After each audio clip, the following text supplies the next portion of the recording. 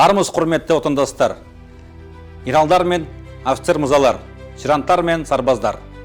Бүгін біз ұлт рухын аңсаған даңқты қолбасшысы, Кеңес одағының батыры, қазақ халқының бір туар перзенті Бауыржан Момышұлының туғанына 115 жыл толуына арналған тағылымды челлендж аясында бас қосып отырмыз.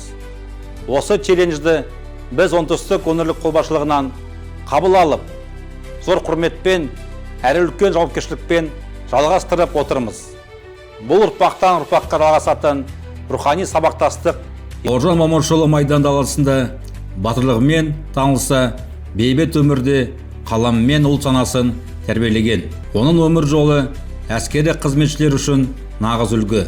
Ал айтқан әрбір сөзі сарқылмас қазына.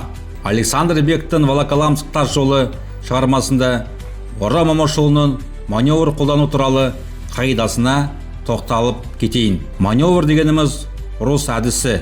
Қимылынды әр саққа жүгіртіп, жауды алдау керек. Осыны айтып, даңқты қолбасшысы ерек сызық, яғни спираль тактикасын қартаға түсірді. Жауға тойтарыс беруді үйретті. Аталған маневр қазіргі қақтығыстарда және оқу-жаттығуларда тиімді қолданылып, өзектілігін жоғалтқан жоқ. Қазіргі таңда Шығыс өңірлік қолбасшылығының әскери қызметшілері Бауыржан Момышұлы салған сара жолды абыроймен жалғастырып келеді. Бауыржан атамыздың өмірі мен мұрасы бізді әскери антқа адал болуға, тәуелсіз Қазақстанның қорғаныс қабілетін нығайтуға үндейді. Осы тағылымды эстафетаны зор құрметпен Астана өңірлік қолбасшылығы қолбасшысына полковник Гусейнов Мақсұт Құрманалиевичқа жолдаймыз.